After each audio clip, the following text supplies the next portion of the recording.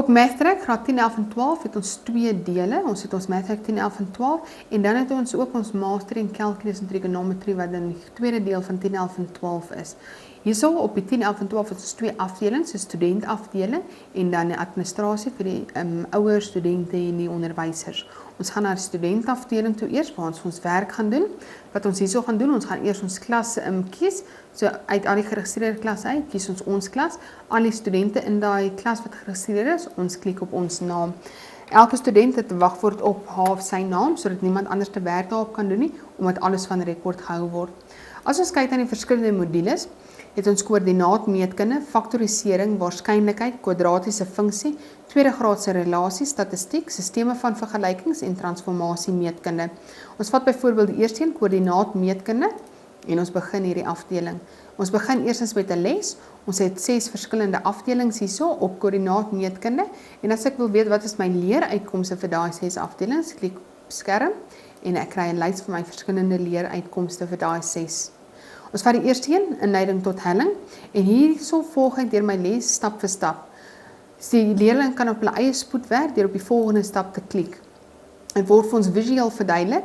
Ons kan sien ons besig met skerm 21 van ons op die eerste skerm van 21 skerms en hier is ons stap 3 van 4 stappe. Hier op die volgende knoppie te klik, gaan ons na die 4de stap toe vat en op die volgende les klik ek op vorentoe en ek werk deur my les stap vir stap. Goed, ons gaan nie deur hierdie hele koördinaatmeetkunde nie. Kom ons vat 'n ander afdeling, byvoorbeeld faktorisering. Nou in faktorisering, eerstens het ek my verskillende tipes faktorisering en dan het ek my moeilikheidsgrade. Ons vat byvoorbeeld grootste gemeene faktor, vlak 1, en ek begin met 'n les.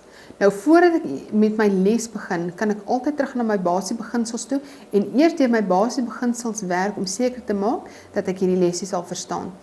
As ek deur die basiese beginsels sê, werk ons deur ons les, stap vir stap, deur op die volgende stap te klik. Hierso wys dit vir ons, hoe bepaal ons grootste gemeene faktor? Dan sê dit, berei voor om te faktoriseer deur die grootste gemeene faktor neer te skryf, gevolg deur 'n paar hakies. Goed, vul nou die hakies in deur elke term deur die grootste gemeene faktor te deel. So ek gaan my eerste term vat, gedeel deur die grootste gemeene faktor, kry my antwoord, sit hom in die hakies. Tweede ene, kry my antwoord, sit hom in die hakies. Dit is my antwoord.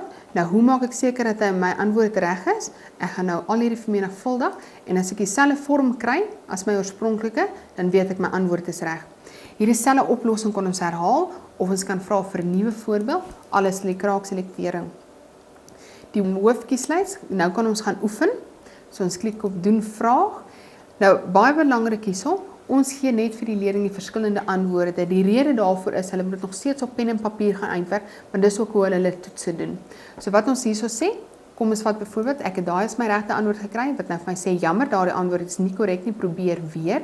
Nou, omdat ek dit uitgewerk het, kan ek teruggaan, ek kan gaan kyk of ek 'n fout gemaak het en verander, of ek kan vir die rekenaar vra, wys vir my die korrekte antwoord, sodat ek kan sien waar ek my fout gemaak het, en sodra ek kom het, wil ek weet, hoe het hy daarby uitgekom.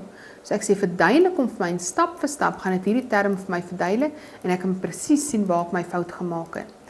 Goed, sê die oefenings ook, elke keer die kraakselektering op nuwe vrae, en dan na die oefening, as ek nou voel ek verstaan my vaardigheidsvlak, kan ek dan 'n toets doen.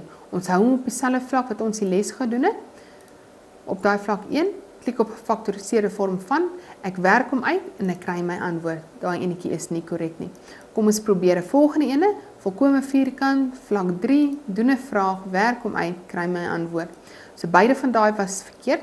As ons toets nou gaan eindig, kan ons dadelik vra vir die uitslag, so hy word gemerk en ek kry my punte, wat eerstens wys ons, wat was die uitdrukking, watse metode was gebruik, op watse vlak het ons gewerk, en was dit verkeerd of was dit korrek. So dadelik kan ons hierdie uitprint en weer eens kan ons gaan sien waar ons meer hulp nodig het. Nadat ons deur die lesse gewerk het, behoort ons 100% te kry vir hierdie toetse. Goed, hierdie was dan op die faktorisering, hoe ons les, ons oefening toetsgedeelte doen. Die administrasie op die 10, 11 en 12 het ons wagwoord, wat ons dan intik. Ons kies ons klas waaronder ons gewerk het, die leerling se naam en nou kan ons gaan kyk na die uitslae. Al die toetse wat hierdie spesifieke student gedoen het, sal hier gelys wees, so ons kan sien, ons het 'n toets gedoen op faktorisering, vandag se datum en tyd, wat was die punt? 0%, as ons dubbelklik op memo, gaan vir my 'n lys gee van al die vragies wat ons gedoen het. So weens kan ek sien verkeerd, volkome vierkante. Ook volgens grafieke, rooi lyn, omdat ek 0% het, is daar nie eintlik 'n grafiek nou nie, en die blok sal die beste gemiddeld dan wees. Volgens aktiwiteite kan ons presies sien waar ons tyd spandeer was, wanneer het ons begin, wanneer het ons geëindig, en hoe lang tyd het ons onder watter afdeling gespandeer. Die notas is die studentjoernaal, waar die student kan notas maak, of vra, en ook van wat hy geleer het in die les. Dis ook 'n kommunikasie gebruik tussen die onderwyser en die student. So hierdie is die graad 10, 11 en 12.